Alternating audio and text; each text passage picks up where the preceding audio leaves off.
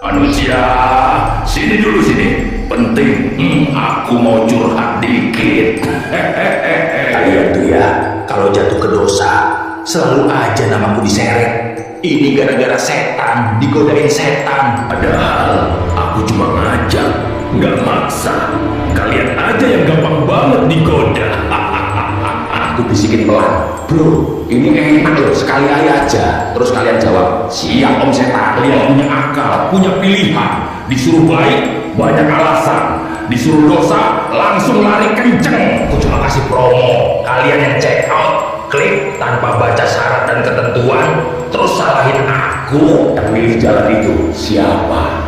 Aku ini cuma konsultan ide, eksekutornya ya kalian, tim lapangan terbaikku.